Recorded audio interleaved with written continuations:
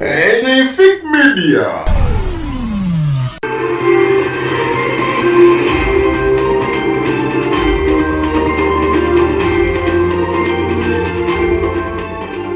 Rayp ne Bindeba byandibanga it will not end in tears and basobodde okutubulira date gye bagenda okubanga ate Rayp ayanjula Bindeba ebule ennaku bbiri.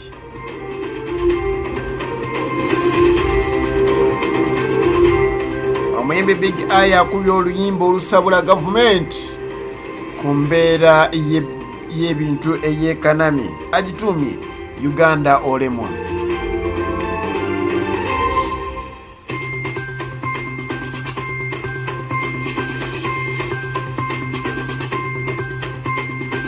Tiffe tuli balungi tewali yakyama, tuli baddugavu abeera abamu badaama, tulya muceere kawuli ne kawu.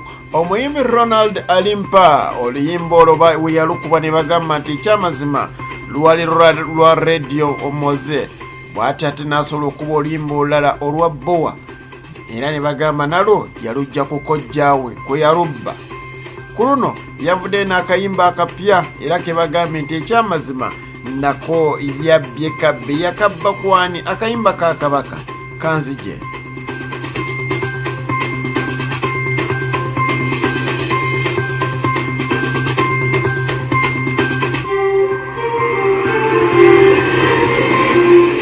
Omuyimbi Bebe Call kyadda asobodde okubeera nga ate agonjola ensonga ze ne Captain Robert Namara eyali agenda okuba nga amujja mu bulamu buno obw'ensi aviire ettooke eriwoomu erya Nakabululu beekutte mu ngalo.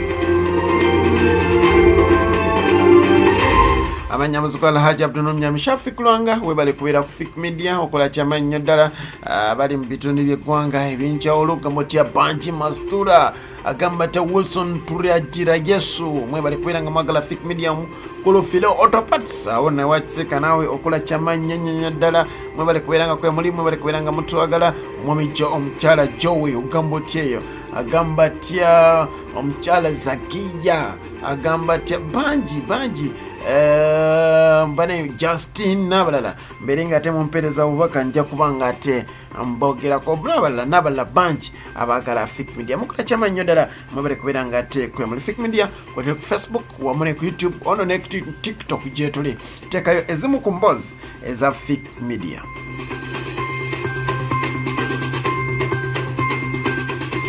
Omuyimbi Big Eye asobodde okubeera nga ate ayimba akayimba ate akasabula gavumenti ekyamazima Uganda olemwa. Uganda Mukama Katonda nkwebaza okuba nga ontadde mu nsi eno Uganda. Bingi bye nnali sisuubira bye ntandise okubeera nga ate ndabako. Big Eye ki akuba akayimba akasabula gavumenti awo n'abamukuba obucupa yessaawa ndowooza mutandika okuba nga mwerowoozaako nammwe mwekube ku kifuba olaba ne Big Eye akyekubye embwatyo n'ayimba akayimba Uganda olemwa kanene akayimba nga ekyamazima kali nnyo ku bbeeyi y'ebintu eyeekanamya. Amafuta gali ku nusu kakaaga 5, sabbuuni ali ku mutwalo, butta ali ku mutwalo gumu 12 liita n'ebintu ebirala byonna. Ennyaanya 1200 ofuna ennyaanya emu Uganda. Ne Big Eye bw'ati avuddeyo n'asabula. Katukwagalize birungi ngozeeyo mu NRM okusala eddiiro simanye wakisensa na Uganda naye okusala eddiiro sigwe mulamwa omulamwa kufuna kituufu kiyamba nsi.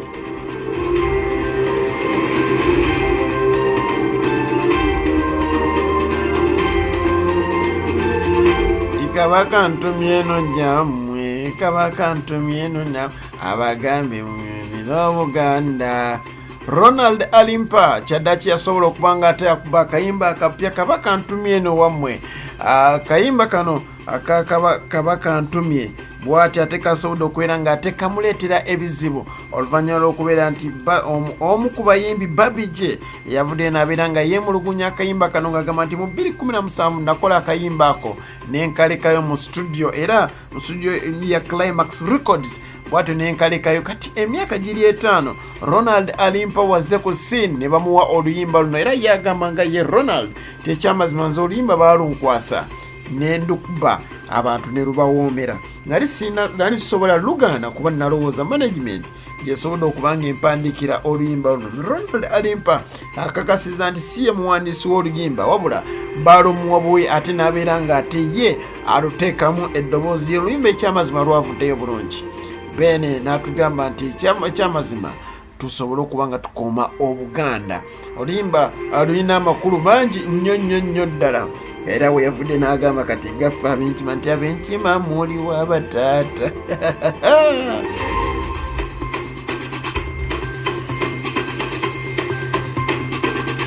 Nnyimba nnyingi zasobodde okubeera ng'ayimba, era ne bavaayo n'abeera nga bagamba nti n'olwo terwayi lulwe yavaayo n'ayimba Jennifer mwana wange wakulikendena wadobadde wanenenenetendena mazegabowa.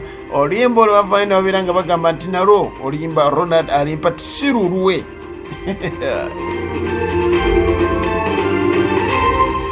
Ife tuli balungi tewali yakyama, tuli baddugavu abeera abamu badaama, tulya muceere kasoli ne kawu. Nalo ne bagamba nti lwa muyimbi Moze Radio.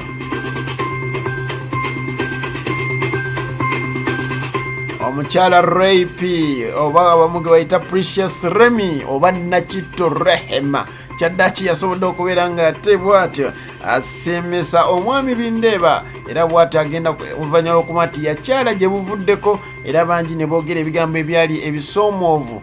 Kyaddaki ate agenda kubanga ate akyala wano ayanjula wano e Kawaala. Olunaku lugenda kuba lwakutya ennaku 24 ffe nga Fake Media ekyamazima tukyalinze kulaba ng'ate omukyala Precious Remie atuweereza invitation card naffe nno tubeereyo ng'abajulizi ng'atwalibwa ku Namungi omuntu agenda okubeera wali naye nekyamazima bingi ebigenda okubeera ng'ate birabikako, bingi bisobodde okuba nga byogera, naye tukkirize tugaane omukyala Precious Remie y'omu ku bakyala abazira, era bw'ŋŋamba nti yuleetayo abazira 4 mu bakyala, ababiri b'osooka okumbooza nsooka kuwayo Precious Remie, owokubiri golwoddamu okumbooza ndeeta mukyala Teddy Bugingo, ombuuza omukyala owokusatu leeta Rwema Namakula.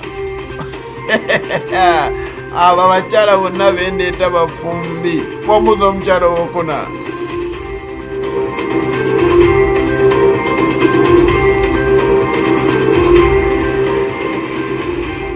Nja kuleeta omukyala Zigwe na Kirema. Ekyamazima tudde mu bya sirias, bebe kulutafumbikika ku bigambo bye bamuweerekesa. Toyinza kuŋŋamba nti oyinza okubeerayo, naye omukyala ono Zuwena agumidde bba. Aliko Fake Media muzika Alhaji Abdul Mshafiq Lwanga.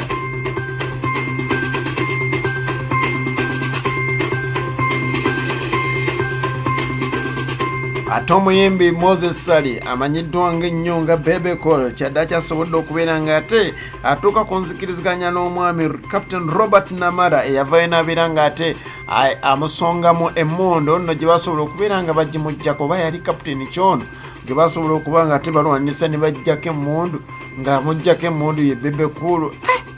Annange kiri Uganda wano, naye basobodde okubeera ng'ate munaye batuula ate batulenga basajja bakulu basobole okukkaanya ku nsonga zino. Bebe Call agamba nti omusajja ono yansongamu emmondo, naye ate omukulu ono yabule nabeera ng'agamba nti bali aba Bebe Call basobola bakanyamabi bebasooka okumulumbagana nga ye Bebe Call akutta essimu ye arikodinga ebigenda mu maaso, era bw'atyo ye obusungu bwe bwaviira n'abeera ng'ate akwata emmondo. Naye bino byasobodde okubeera ng'ate bikkanyizibwako, era abasajja bano ne beegwa mu bifuba ne beekwata mu mikono. Abantu nno buli omu yavuddeyo nanjogerayo, abamu nga bagamba nti ebadde stunt, ne bagamba nti kaganye buganye kukwatayo n'ebirala naye bannaye temuzanyira mu bulamu bw'omuntu. Omuntu aba abadde obulamu bwe bugenda ate mulowooze ku bulamu bwe.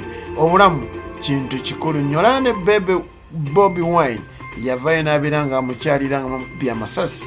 Obulamu temubuzanyiramu. Omukama kunkomire muzukala Hajji Abdul Shafiq Lwanga nkwagaliza kyonjagaliza.